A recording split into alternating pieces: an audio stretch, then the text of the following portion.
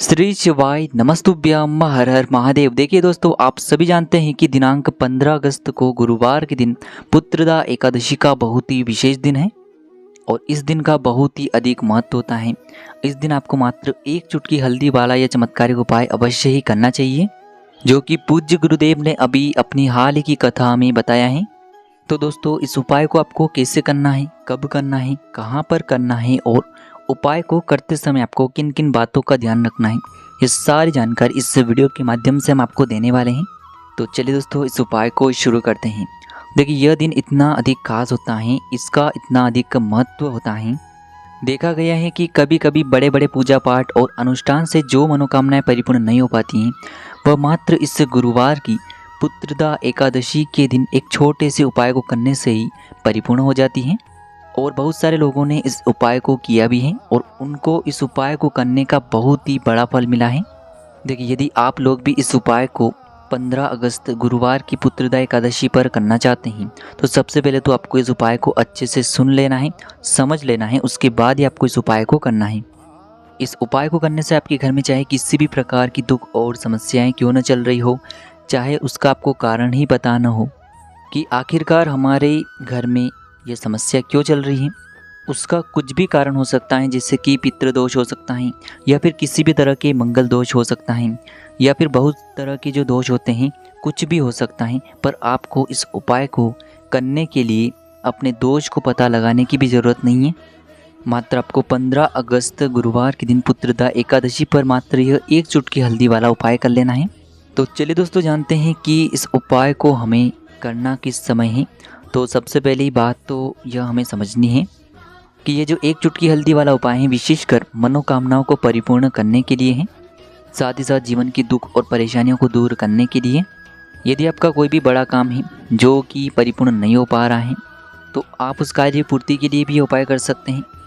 यानी कि विशेषकर ये उपाय आप अपनी किसी भी प्रकार की मनोकामनाओं को परिपूर्ण करने के लिए कर सकते हैं। देखिए, जो भी व्यक्ति भगवान विष्णु से अपनी मनोकामना को परिपूर्ण करवाना चाहते हैं, और अगर कोई घर की माताएं बहनें इस उपाय को करती हैं घर की सुख शांति के लिए, घर में सुख समृद्धि को बढ़ाने के लिए, तो विशेषकर घर की जो बड़ी माताएं बहनें होती हैं, विशेषकर इस एक चुटकी हल्दी वाले उपाय को कर सकती हैं। क्योंकि घर की जो माताएं बहनें हैं, वह घर की लक्ष्मी होती हैं, और जब भी घर की लक्ष्मी कोई विशेष उपाय करती हैं, तो उसका फल बहुत ही जल्दी मिल जाता है और बहुत ही बड़ा होकर के मिलता है। अन्यथा इस उपाय को कोई भी व्यक्ति कर सकता है, चाहे घर का कोई भी बड़ा व्यक्ति हो या फिर छोटा बच्चा हो। जो भी इस उपाय को समझ जाता है, तो वह इस उपाय को 15 अगस्त गुरुवार की पुत्रदा एकादशी पर कर सकता है। देखिए, गुरुवार का दिन भगवान विष्णु को समर्पित होता है, एकादशी की तिथि भी भगवान विष्णु को ही समर्पित होती है, तो इस दिन भगवान विष्णु आपसे बहुत ही अधिक प्रसन्न हो जाते हैं। तो आइए दोस्तों, हम समझते हैं कि हमें यह एक चुटकी हल्दी वाले उपाय को किस प्रकार से करना है, साथ ही साथ इस उपाय को करने का समय क्या है। तो देखिए, आपको ये जो एकादशी का उपाय है, यह कोशिश करनी है कि सुबह में आपको ये उपाय करना है, प्रातःकाल में आपको यह उपाय कर लेना है। लेकिन किसी कारणवश यदि आपको प्रातःकाल में, सुबह में समय नहीं मिल पाता है, तो फिर आप इस उपाय को शाम को भी कर सकते हैं। यानी कि शाम को प्रदोष काल के समय में भी आप इस उपाय को कर सकते हैं। अब दोस्तों, कई लोगों के मन में यह प्रश्न रहता है, सवाल रहता है कि हम इस उपाय को यदि प्रदोष काल के समय में करेंगे, तो प्रदोष काल का जो समय है वह किस समय से किस समय तक रहता है। तो जो प्रदोष काल का समय है वह शाम को 6 बजे से लेकर के शाम के 7 बजे के बीच में रहता है। तो इसी समय के बीच में आपको ये जो उपाय है इसे करना है। अब दोस्तों, कई लोगों के प्रश्न रहते हैं कि हम नौकरी पर जाते हैं या फिर किसी भी कार्य के लिए जाते हैं, लेकिन यदि हमें आने में देरी हो जाती है, तो आपको टेंशन लेने की ज़रूरत नहीं है। आप इस उपाय को प्रदोष काल में करेंगे। प्रदोष काल में आप इस उपाय को 6 बजे से 7 बजे तक और 7 से लेकर के 8 बजे तक भी कर सकते हैं। रात्रि में आप 8 बजे तक भी इस उपाय को कर सकते हैं। देखिए दोस्तों, ये सावन मास की एकादशी है और विशेषकर यह एकादशी गुरुवार की एकादशी है, इसीलिए साल में केवल एक बार ही आपको ये मौका मिलता है। तो आप इस उपाय को किसी भी समय में कर सकते हैं और आपको इस एक चुटकी हल्दी वाले उपाय को अवश्य ही कर लेना चाहिए। देखिए, आपको इस पुत्रदा एकादशी पर मात्र एक चुटकी हल्दी वाला यह उपाय करना है और आपके जीवन की जो सारी परेशानियां हैं वह दूर हो जाएगी, समस्त पापों का आपके जीवन से नाश हो जाएगा। देखिए, पुत्रदा एकादशी व्रत करने से भगवान विष्णु की उपासना करने से सभी कष्ट और दुख का नाश होता है। साथ ही साथ जिन भी व्यक्तियों को पुत्र प्राप्ति की इच्छा रहती है तो पुत्र प्राप्ति के लिए पुत्रदा एकादशी से अच्छी एकादशी कोई भी नहीं हो सकती है। तो पुत्र प्राप्ति के लिए भी आप इस एक चुटकी हल्दी वाले उपाय को अवश्य ही करिएगा। देखिए, भगवान विष्णु की उपासना करने से सभी कष्टों और दुखों से मुक्ति मिलती है। ध्यान रखें कि अनजाने में यदि आपसे कोई भी गलती होती है तो उनसे भी आपको छुटकारा मिल जाता है, उनके पापों से आपको छुटकारा मिल जाता है। साथ ही साथ यदि इस दिन अगर आप इस उपाय को करते हैं तो निश्चित तौर पर आपके जीवन की जो सारी परेशानियां हैं वह दूर होती हैं। देखिए दोस्तों, आज के इस पूरे ही वीडियो में हम 2 महा उपायों के बारे में बात करेंगे। ये दोनों ही उपाय पूज्य गुरुदेव की ही कथा को सुन करके समझ करके समझाने का पूरा प्रयास करेंगे। लेकिन उससे पहले आप सभी से एक निवेदन है कि यदि आप चैनल पर पहली बार आए हैं तो चैनल को सब्सक्राइब करें और इस वीडियो को पूरा अंत तक अवश्य देखें ताकि आपको इस उपाय का पूर्ण फल प्राप्त हो सके। क्योंकि आधा अधूरा ज्ञान कभी भी काम नहीं आता है और विपरीत बुद्धि का यह काम करता है। इसीलिए आपको कभी भी कोई भी चीज़ आधी अधूरी नहीं देखनी चाहिए, उसे देखना है तो पूर्ण ही देखिए ताकि वह आपके जीवन में एक नया बदलाव कर सकें। और सभी शिव भक्त कमेंट में श्री शिवाय नमस्तुभ्यम या फिर ओम नमः शिवाय अवश्य लिखें। तो देखिए दोस्तों, सबसे पहली बात तो यह है कि आप एकादशी के दिन जब भी स्नान करते हैं तो एक चुटकी हल्दी हमें अपने स्नान वाले जल में अवश्य डालना चाहिए। यानी कि एक चुटकी हल्दी मिश्रित जल से यदि हम एकादशी के दिन स्नान करते हैं तो हमारे जीवन के जो दुर्भाग्य हैं, जो भी बुरा समय है वह अच्छे समय में बदल जाता है और हमारा जो पुण्य है वह प्रबल होता है। तो आपको 15 अगस्त गुरुवार की पुत्रदा एकादशी पर सबसे पहले तो एक चुटकी हल्दी वाले जल से स्नान कर लेना है। उसके बाद आपको क्या करना है, आप आपके घर में जहाँ कहीं भी भगवान विष्णु हैं, जहाँ कहीं भी आपके घर में माता लक्ष्मी जी की फ़ोटो हैं, प्रतिमा हैं, तो वहाँ पर आपको जाना है। ठीक है दोस्तों, आपके घर में मंदिर में जहाँ कहीं भी भगवान विष्णु की, माँ लक्ष्मी की प्रतिमा है तो उनके सामने आपको जाना है। अब आपको उनके सामने एक लाल कपड़ा बिछाना है और साथ ही साथ उनकी प्रतिमा के सामने आपको एक गोल बाती का दीपक भी प्रज्वलित करना है। इसी के साथ में आपको एक तांबे की पात्र के अंदर जल लेना है। साथ ही साथ आपको मात्र एक चुटकी हल्दी लेनी है और इसी के साथ में आपको 11 काले तिल के दाने भी लेने हैं। तो देखिए, आपको बहुत ही ध्यान से समझना है। आप सबसे पहले तो भगवान विष्णु और माँ लक्ष्मी को हल्दी से तिलक करेंगे। यानी कि आपके पास जो एक चुटकी हल्दी है उससे आपको भगवान विष्णु को, माँ लक्ष्मी को हल्दी से तिलक करना है। अब हल्दी का तिलक करने के बाद आपको भगवान विष्णु के अति प्रिय मंत्र ओम नमो भगवते वासुदेवाय नमः इस मंत्र का कम से कम आपको 11 बार जाप कर लेना है। अब देखिए, आपके पास जो 11 काले तिल हैं और एक चुटकी हल्दी है, इन्हें आपको अपने सीधे हाथ में रख लेना है और इसके बाद आपको ओम नमो भगवते वासुदेवाय नमः इस मंत्र का 11 बार जाप करना है और साथ ही साथ आपको ओम महालक्ष्मी नमः इस मंत्र का भी कम से कम 11 बार जाप कर लेना है। देखिए, एकादशी की तिथि है, इसीलिए इस दिन हमें चावल का उपाय नहीं करना है, हल्दी और काले तिल का उपाय हमें करना है। तो ये जो दोनों ही सामग्री आपके सीधे हाथ में आपने ली हुई हैं, इन्हें आपको मंत्रों से मंत्रित कर लेनी है और उसके बाद आपको ये जो दोनों सामग्रियाँ हैं इन्हें तांबे के पात्र के अंदर आपको डाल देनी है।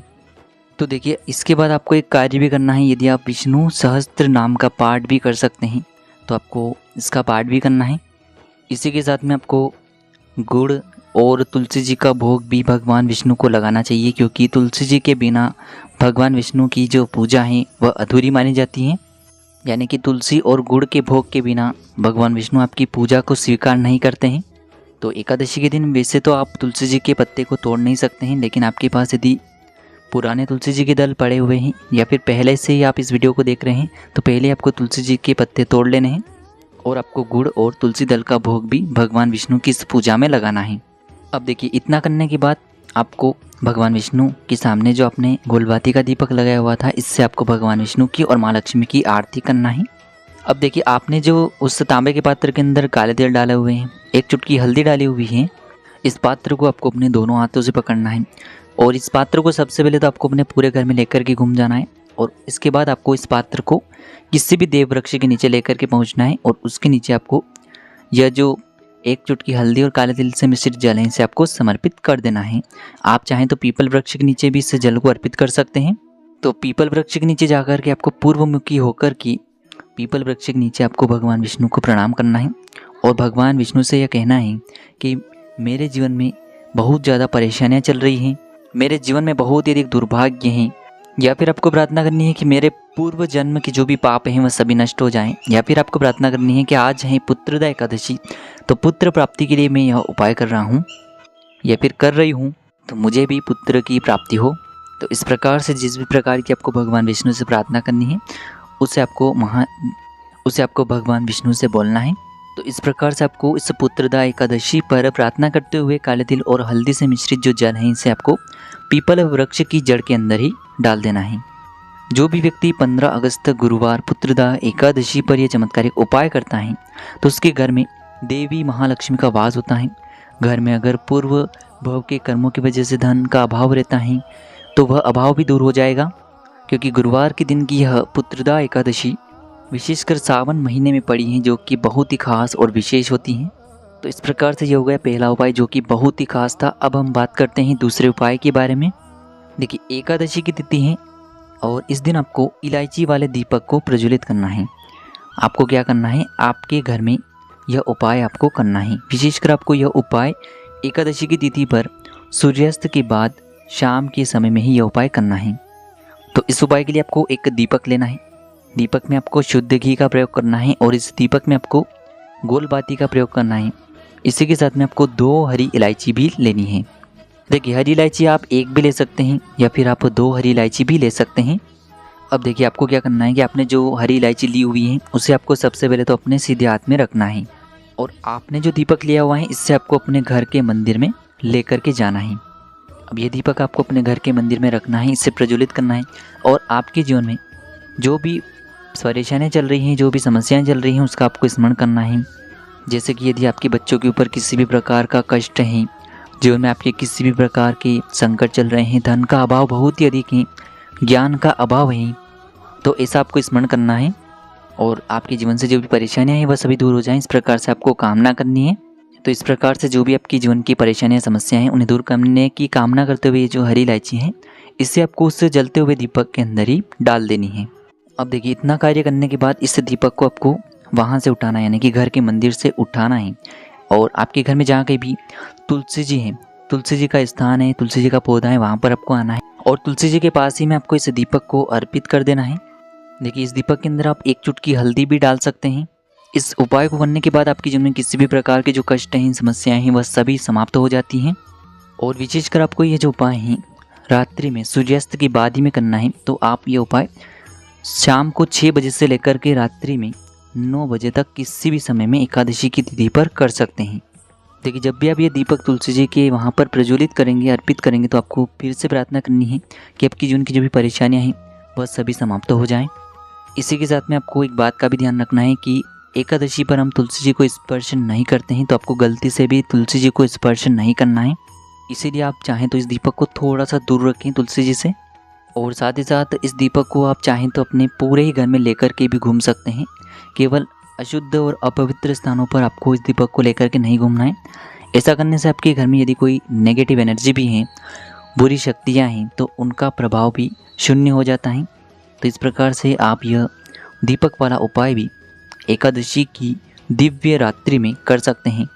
तो दोस्तों, इस प्रकार से आज की इस वीडियो में हमने आपको पूज्य गुरुदेव द्वारा बताए गए 2 बहुत ही खास और चमत्कारिक उपाय बताए हैं, जो कि आपको इस पुत्रदा एकादशी पर ही करने हैं। उपाय से जुड़े हुए किसी भी प्रकार के सवाल रहते हैं तो कमेंट में पूछ सकते हैं। उपाय को करते समय आप किसी भी प्रकार की गलतियाँ न करें।